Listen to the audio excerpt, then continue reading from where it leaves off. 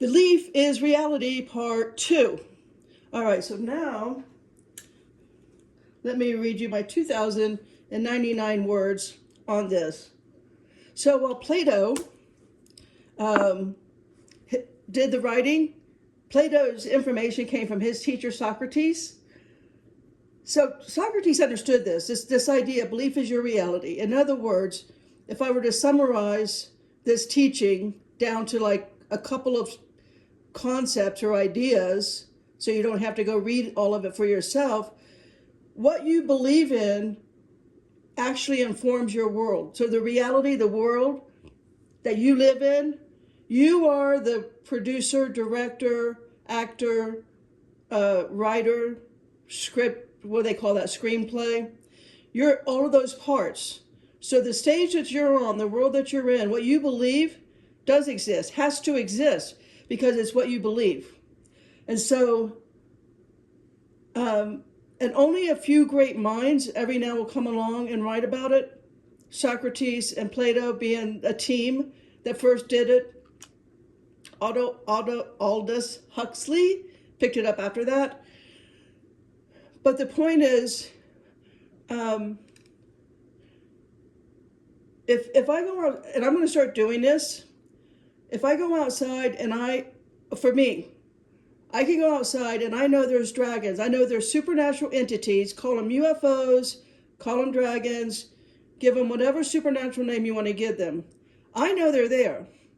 And I have supernatural ability to see and call them in. You do too, if you believe you do. That's what this concept is about. You can film dragons and UFOs, whatever. You can film supernaturally fast.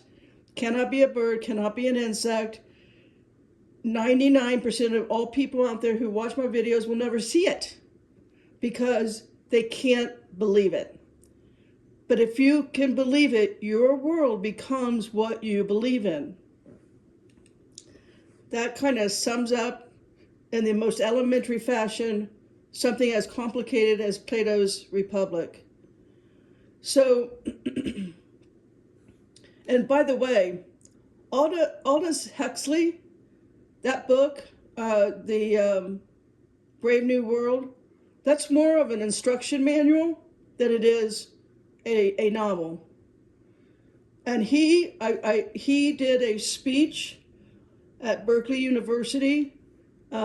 Years later, the book was published in 1932. I think it was 1954, 1956, somewhere around that timeline that he did a speech in Berkeley. But it's an instruction manual on helping people to understand that they're being socially engineered. Like an entire civilization, an entire age, an epoch of time. It's always about the consciousness that we are currently in has always been conditioned, indoctrinated, and socially engineered by a dark force. It's a cycle that happens over and over and over. Nothing new under the sun. If we can not only understand it, but then believe that that's the truth, we pop out of that type of consciousness. We just are spit right out because we're not in alignment with social engineering and indoctrination. That's no longer an accepted reality. We're going to shape our own reality. And so we're going to go beyond the education. That is a dumbing down process that takes your consciousness and puts it in the neck of a bottle. You don't even get the space at the bottom of the bottle. You're just in the neck. You're just crammed with billions of other consciousness in a little trap. So again, the concept is life does not happen to us. What we believe about life is what we receive. We only come into life to learn and to experience what it's like to be not only eternal, immortal soul, but to be in a physical confinement. We come here to experience, to have the sensation of physical experience, right? In the limited amount of time and space that we are given in any given cycle. So each cycle, can you imagine what it's like to be in a miry clay cycle versus the head of Nebuchadnezzar, golden age? We're going to move up that statue. We're going to move through those ages consciously, and we're going to have different experiences with that until we just join the oneness of all that is. So, having said that, only a few great minds in our known history that we have left unto us have figured it out. I figured it out through the Psalms. So while I did read all of that stuff, and I read a great amount of work all over the place, I started my day off with a deeper dive into, right, the Old Testament, with the rebellion on the councils, the divine, what's known as the divine council, the gods, the kings over the saints on earth, right? Psalm 2, Psalm 64, Psalm 76, Psalm 82. There's more, but I can only do so many at a time. So this would be called, if you read those Psalms, you realize these enemies on us, over us, these terrible kings to the people, to God's people on the earth, right? These terrible kings, they are the enemies. And what are the enemies of? They're the enemies of our freedom. It's an invisible force that has controlled planet Earth for we will never know how long, because we don't know the time frame, the timeline of Genesis 1:1. And how long that existed, how long we were there, and all of those, whatever timelines before Genesis 1:2, the formless void happened. So, but like I explained in part 1, time is not linear. Life is not linear. So again, it's like a spiral or a coil. Remember seeing the images when we first found out that there was something under the Great Pyramids? Whoever discovered that, I don't remember. But it was like sometime in March, right? We found out, oh my goodness, there's a whole city underneath the Great Pyramids. And the first thing that begins with the city are these columns with coils, like copper coils, something like that, wrapped around them. That's how you can think of your life and time. You can travel to and fro. Kind of like in Job, what the devil and his angels were doing on the earth, traveling to and fro. All right, so I talked about in part 1 about how I have through my life, I have learned to do this. I do it in my dream space. I do it, with intention when I'm awake. So when I'm awake and when I'm in dreams, this is something I was always taught to do. So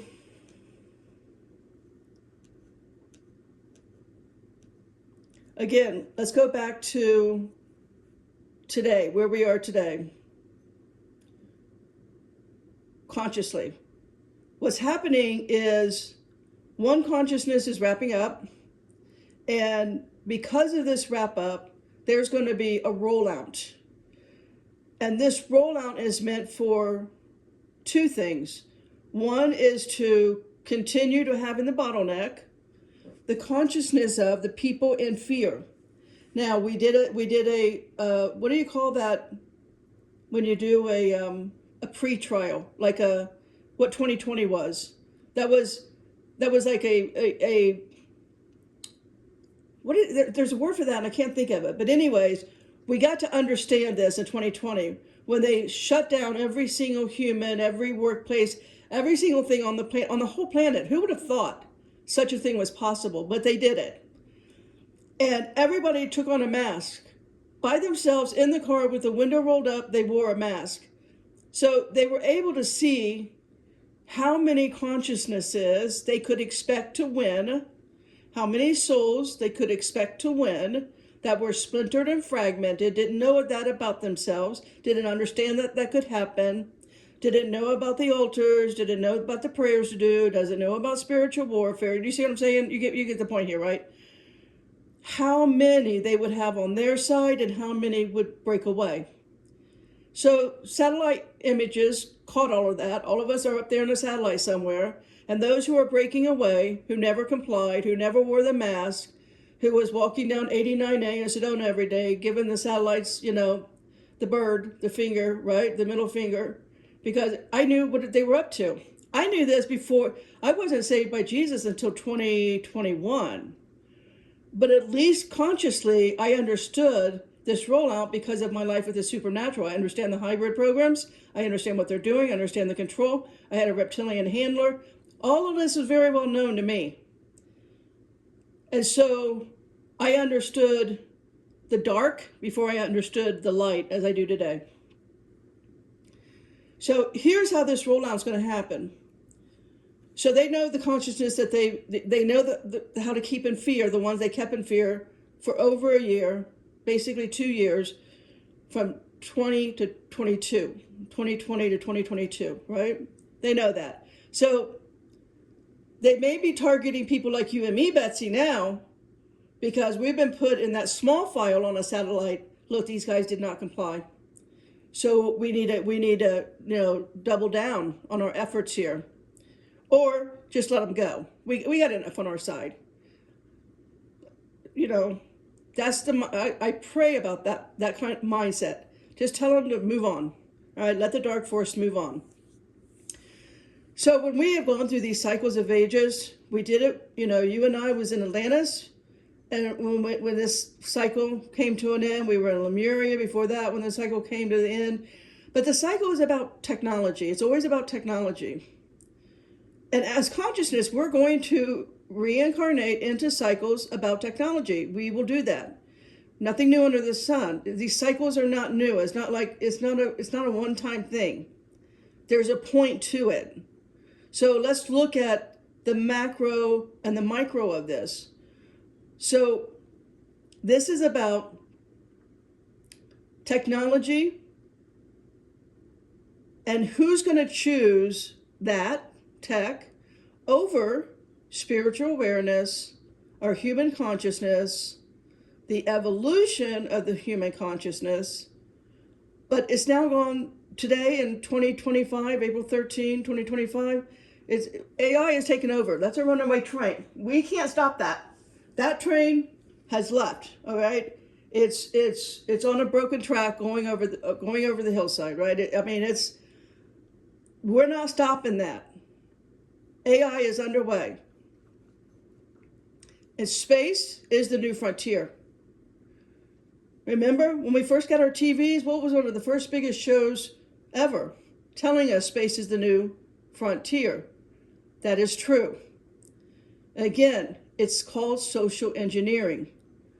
The dark force, dark lords that rebelled on the divine councils that were given dominion over earth and over its people. That's all there is to that. That's why the Psalms are given to us. You know, the minds before Plato was the psalmist, right? David and Solomon. Others, but they were the main ones. They were the great minds that understood that. The great consciousness that came in during those times to tell us about this so that we would understand it. So while Solomon, of course we know his wives made him turn to witchcraft and idolatry and all of that. You know, he did a lot of evil. He was still the only man, the Bible tells us, that God made the wisest man on earth. So while I don't have to follow in Solomon's footsteps, I'm going to read his words. I'm going to read his Psalms and I'm going to read his Proverbs, and I'm going to let that be my compass, right? That's going to be my true north, the Proverbs and the Psalms. So what we do know is Jesus' Father that is in heaven does not exist in the Old Testament. That's what we do know for sure. Why do we know that? Well, Jesus clarified it for us. He made it clear. John 1:18. No one has ever seen God. The only God who is at the Father's side, he has made him known. The little g gods interacted with the people in the Old Testament. They saw God. Moses saw God. Right? They interacted. They came down. Read Deuteronomy 32. But let's stick to what Jesus says. John 6:46. Not that anyone has seen the Father except he who is from God. He has seen the Father. Period.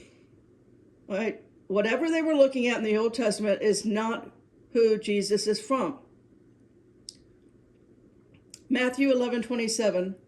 All things are delivered up unto me of my Father, and no man knoweth the Son but the Father, neither knoweth any man the Father save the Son, and he to whomsoever the Son will reveal him. Jesus is not in the Old Testament. Jesus' Father is not in the Old Testament. He is not known. What we do know is that our Father in heaven, the Father of Jesus, he only exists within us. All right, now I want you to read all. With that being said, that's a cornerstone. Okay, he's not up in heaven either. He is in us, the kingdom within.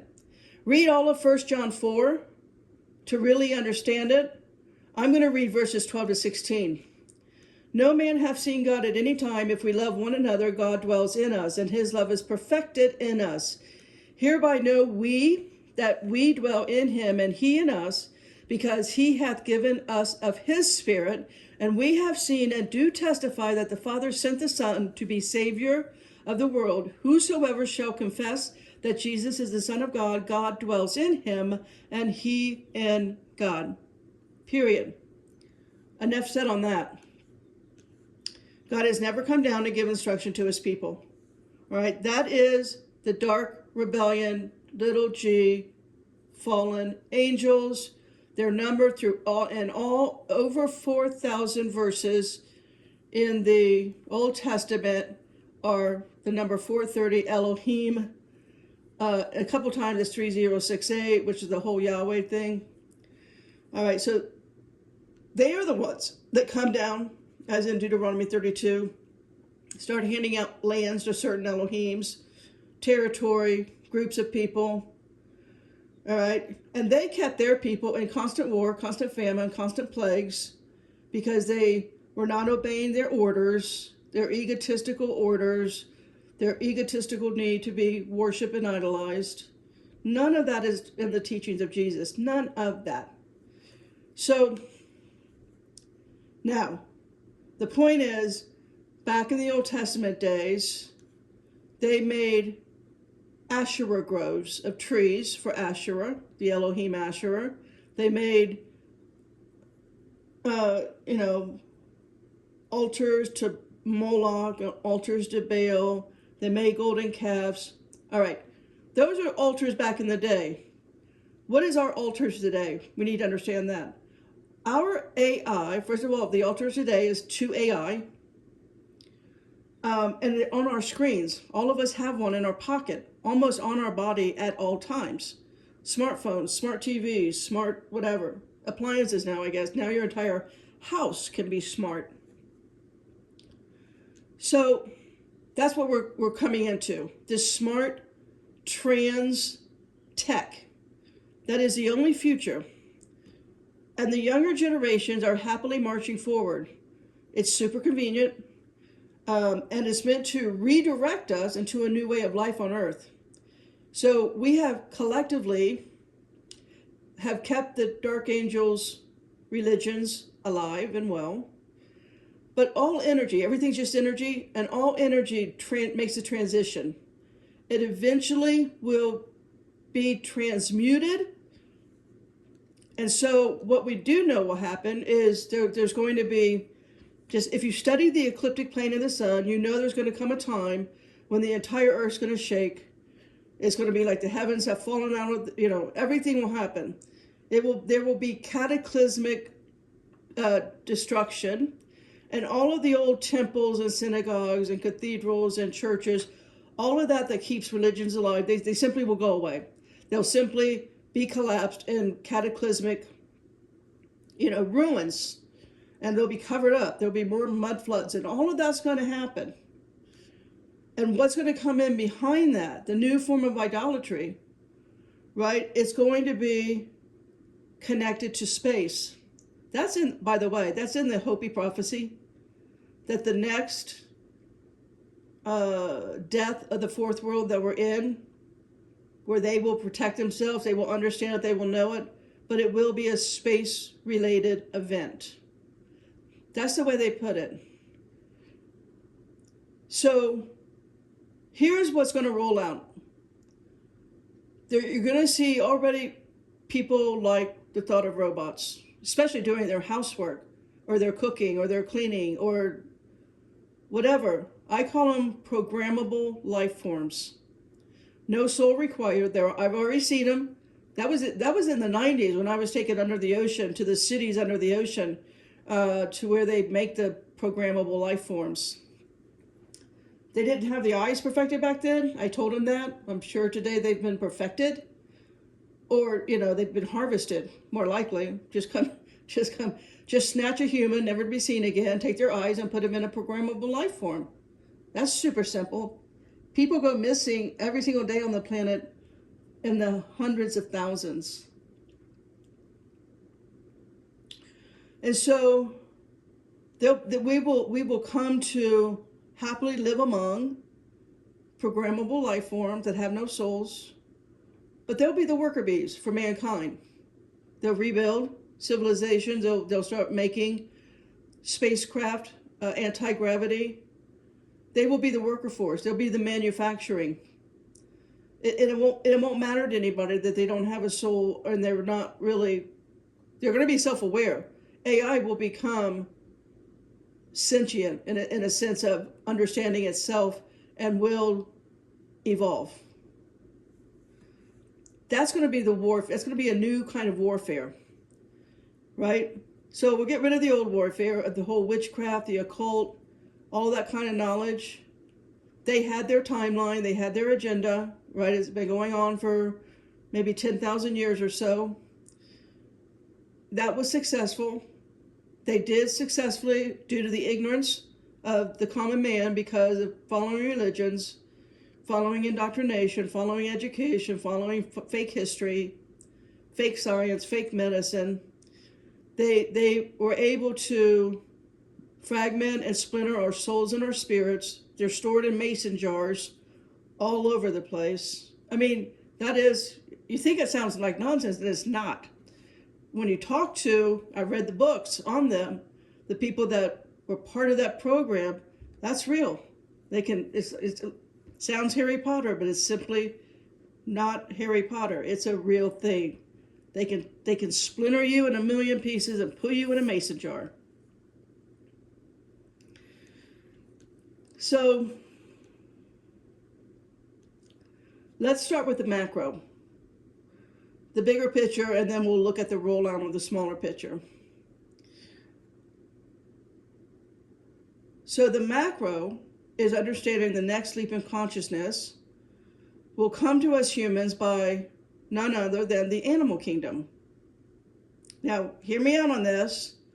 I say the animal kingdom because right now, I already looked into a couple of bodies of work by different people that called themselves space psychologists.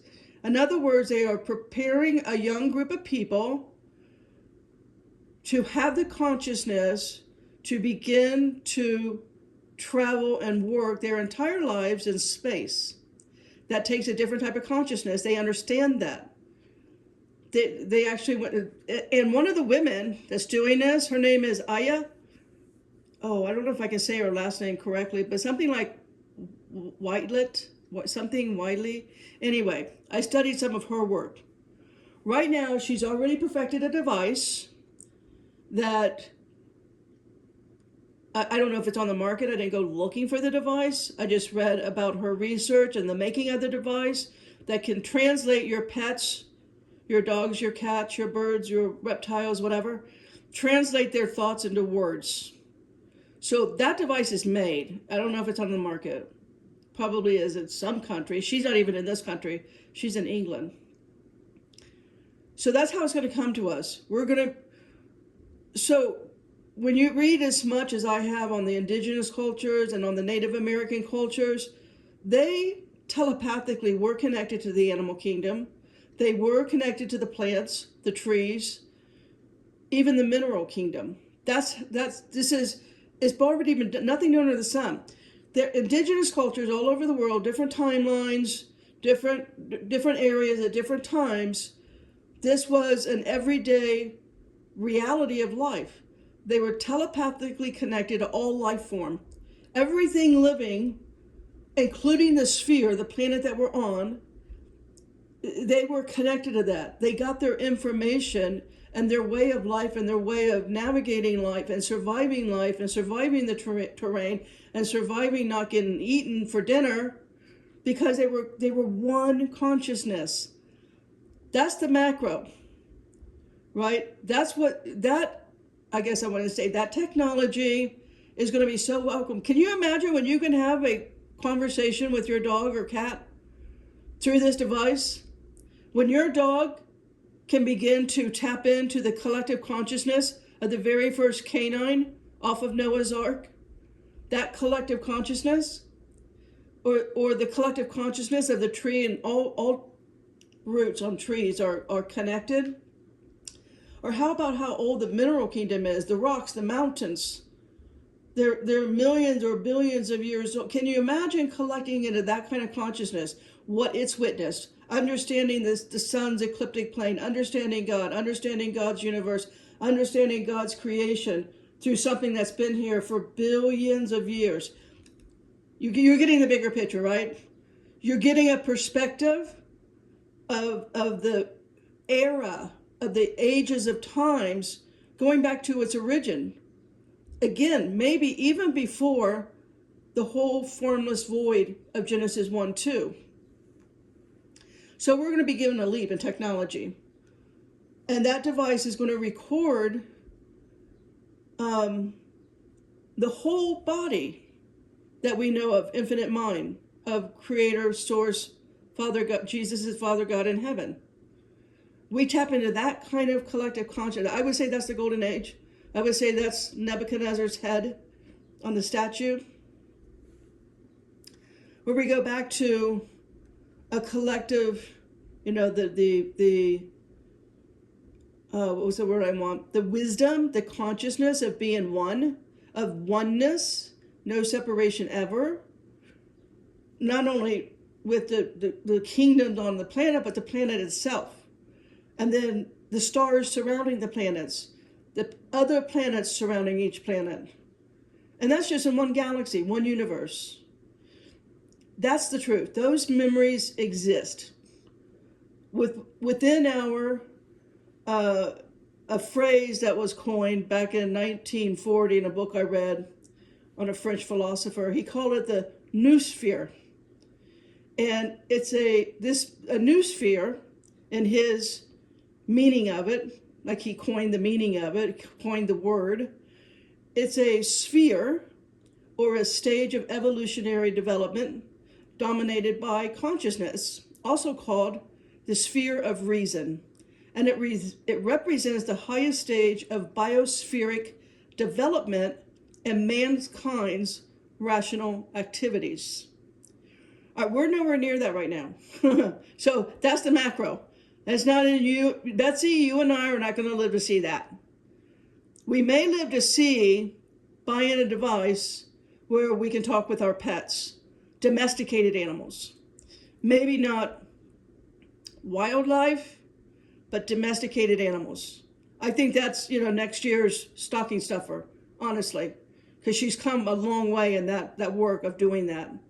So I think that's no big deal. It's kind of like in the 80s, when the guy who invented the lie detector test, before he put it on humans, he put it on his plants.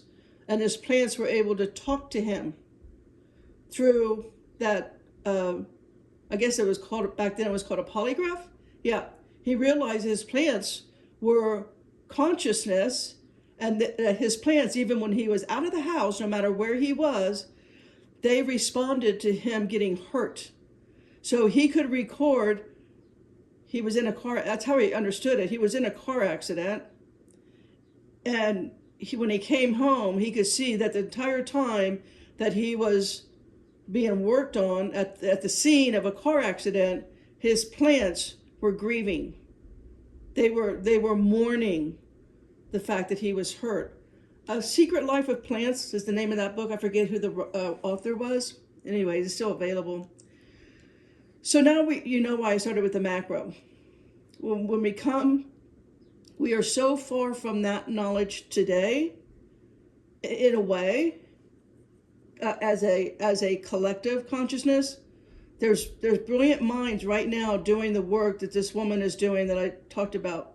Aya, I-Y-A is her first name. So what today that we are in, we're in the micro. And that currently our consciousness is, I guess I want to say the real problem is that we don't understand is that we have these archetypal energies kind of baked into us. And we respond from our archetypes that Carl Jung introduced us to, and then other writers wrote about it. Instead of responding as a conscious individual, we respond to the traumatized archetypes in us. But we are going to move out of that.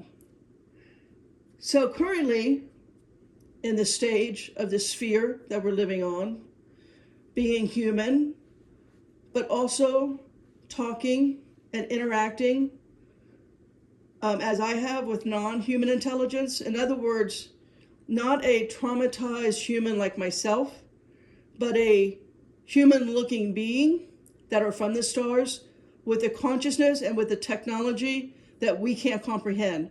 I couldn't comprehend it in the 90s when I was going through most of their labs and their nurseries and walking with their hybrids, working on getting their eyes to look human. The stuff that I was seeing and interacting with, the different species that were far more intelligent. So when I say non-human, if you've ever seen a 15-foot, 20-foot praying mantis, the intelligence just emanates from them. Now, I know some people have had evil experiences with them. There's probably evil in every race of species, good and bad.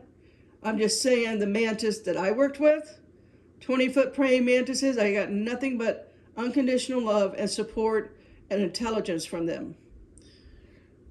That's going to be when those ships land and a 20-foot insect is walking around, you know, I don't know what the collective will do is probably why the Bible refers to men's heart will fail them. I mean, I don't know how it could be something other than that. But I saw all kinds of, the reptilians are no big deal. I think everybody's been indoctrinated into the reptilian things. But the other things that exist, what are they called in the ocean? Jellyfish. There are jellyfish that exist outside of the ocean. They're huge also. When those things start becoming visible and they're, in your yard any given day.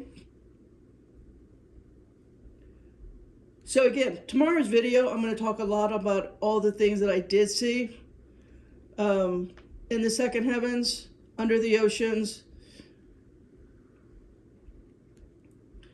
But that's how this is going to roll out. The reason I'm saying is the micro rollout is going to see how much we're going to engage, how we're going to respond, react, what is the collective conversation, right? I mean, they probably will roll out with things much easier for us to comprehend due to the religious training, like angels and demons. There's a lot of people that have interactions with star people, indigenous people, the Lakota here for sure, the Hopi, the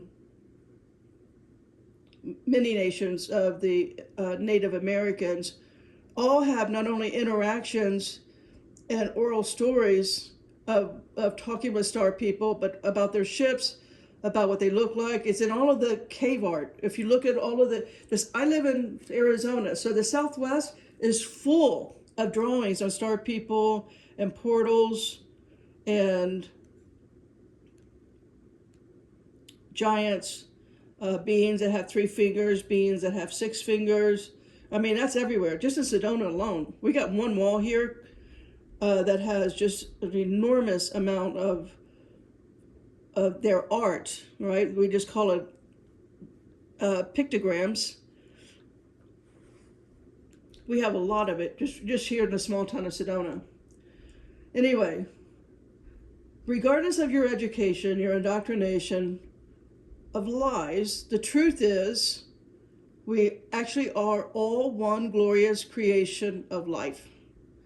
So back to today, the rollout will and has been planned, right, for over 78 years with the world famous, everyone knows about the Roswell UFO crash dead aliens. One alien was alive for a little while. They interviewed him. They did autopsies on them. We call them today little grays. They're little 3-4 foot biological entities with the big black eyes. All right, now that'll be nothing.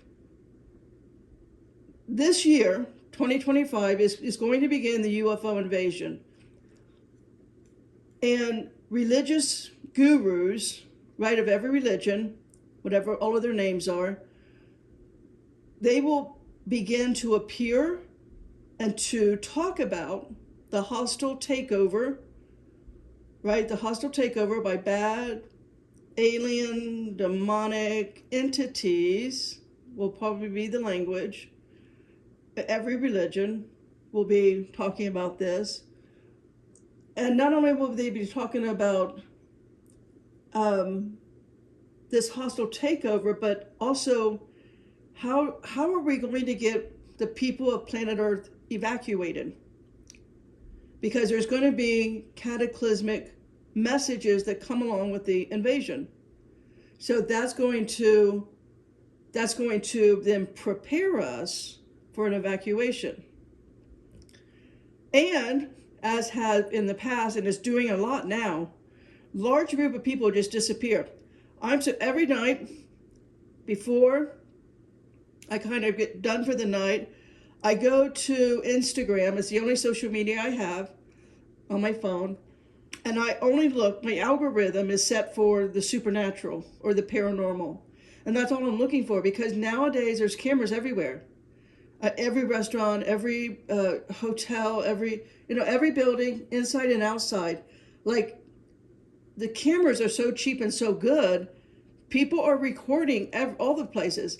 And every single day on Instagram, I can find a new scene in a restaurant or an airport or, a public setting where not just one person disappears, but like anywhere from 3 to 5, I've seen in an airport like 15 at a time, just disappear. That's going to become an everyday reality. So when I talk about the supernatural, it's going to be natural. They're prepping our collective mind by putting all of this on social media. That's the purpose. It's social engineering. I go on looking at especially trail cameras that are set up at nighttime in the woods, because that's where you'll see a lot of the aliens walking around, the skinwalkers, the demonic, all of that. I mean, it's an everyday reality on Instagram. It's not hidden. It's not rare to see. Because my algorithm is set on that, I can watch for 30 minutes, one being after another. Some of them I've seen, some of them I haven't, but they're being recorded nightly, especially skinwalkers, especially people, either animals turning into people or people turning into animals. And it happens so quick as to be, it doesn't even take a ritual. It doesn't take anything other than, boom, I'm a dog. It's amazing. The elemental world will start coming out. They'll start making themselves known. The fairies, the elves, the dogmen, the werewolves, Bigfoot. So all of this is going to require some type of savior. Every religion has a different savior, I'm thinking. I figured, I mean, I haven't go and study them. I don't want to waste my time like that, but you see what I'm saying. There's going to be a need to either be evacuated off this planet by the mothership. That's going to be a narrative that gets started going. And or, right, and or, if you don't choose evacuation, well then your family, right, your personal family is going to need a cyborg to protect you from the supernatural, right? Your own personal Terminator, right? That's strong enough, mechanically strong enough, infused with some type of net technology. I don't know what that is, but you see what I'm saying? It can capture and do away with all of their supernatural attacks coming at us. That's going to be the micro. So, but it's going to be a real thing. It's all going to be our reality if we believe that. If we're not indoctrinated, we transmute that. It's not your reality. Me and you, Betsy, that's not our reality. But 99% of the people on planet Earth, that is what they will see. So I'm just giving you a heads up. I'm just preparing you. Now, why do I know this? Because it's a cycle. The War of the Worlds. Again, that was still that word I can't come up with. A precursor? Maybe that's the word. A precursor? How are people going to respond? The point is the dark forces want the response to be fear. Fear is what gives them leverage. Fear is their power over us. Fear is our enslavement to them, to capture our consciousness and to keep in a cycle that will keep turning in a certain dimension on every planet. That cycle will remain in play. So they're not creative. They don't have a new playbook. The strategy is always the same because it works. They understand that it works on a certain psyche. It works on a certain level of consciousness. But once you bust through that and out of that and away from that, it doesn't work on you. We're the rebel with the cause, right? We're the rebel with the cause. We understand the game. We understand the strategy. We know it's not going to change. We are prepared, and we will see through the illusion. It is an illusion. I'm not saying that it's not real. I'm saying its power over you is not real. Oh, you can touch it. You can see people die from them. You can see blood on the ground. That's real. I'm talking about their power over your consciousness, the power over your heart so it doesn't fail. All right, so, and again, the whole massing of 2020, that gave them a heads up. It gave them a body count. For those of us who weren't not compliant, that we did not wear a mask, we have the power to say, stand down. You have no power, no ability over me. All of your dark magic, no, not on me. I understand the game here. So they do not get to advance to the higher cycles. Nebuchadnezzar's statue, they don't get to go up that statue with us. That's the good news.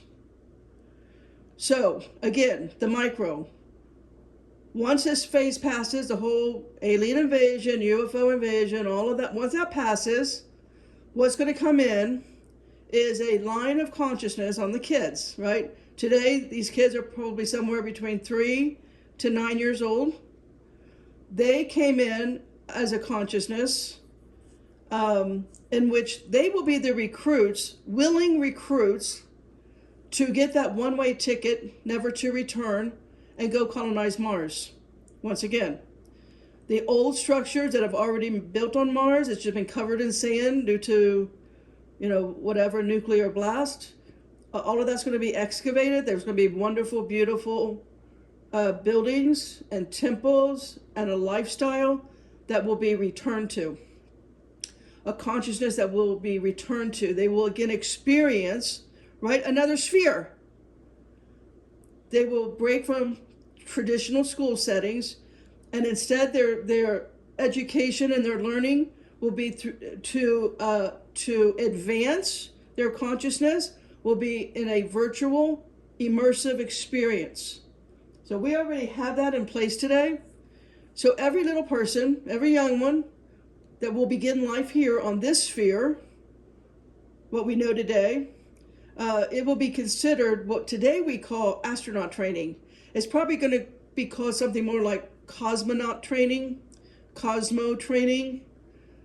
But every little person will come in and they will be trained not only physically, emotionally, psychologically, and consciously, how to advance rapidly so that we have a relationship with not only the cosmos, all of the planets. We will learn telepathy, and we will link and become one to make a stable and long-lasting effect. We're going to break free from doctrines of all kinds, living in harmony and oneness with all life forms again, as we have done before. Nothing new under the sun. So I'll wrap up with why I was led to this video today is those who go into fear when the dark invasion begins this year, those who have not taken time to pray properly and to understand that their soul and their spirit has been fragmented and split, to get rid of the altars, to get rid of the low-lying vibrational cycle that we have been trapped in. And we don't want to do another 26,000 years of that unknown amount of lifetime that we will incarnate into. I'm going to wrap this video up with the red letters. The red letters of Jesus. Matthew 22:13 and 14. Then said the king to the servants, bind him hand and foot and take him away. Cast him into outer darkness. There shall be weeping and gnashing of teeth. For many are called and few are chosen. So again, like I said in part one, in case you have always wondered, as I once did, what and why would something so contradictory to the teachings of Jesus, his red letters, why would he throw us in outer darkness in the clashing of teeth, gnawing, weeping, gnashing of teeth? Why would he do that? It's us consciously. If we don't understand the cycles, if we don't take the time to study, and we don't raise our consciousness, we get thrown back into that. It's not Jesus is doing, it's just the way it is. You must mature as Jesus as Jesus was, you must mature. The only way to get that kind of maturity is in the Holy Spirit. Let's end with Matthew 7:13 and 14. Enter ye in at the strait gate, for wide is the gate and broad is the way that leads to destruction, and many there be which go in thereat. Because strait is the gate and narrow is the way which leadeth unto life, and few there be that find it. Amen, Potter? Potter out.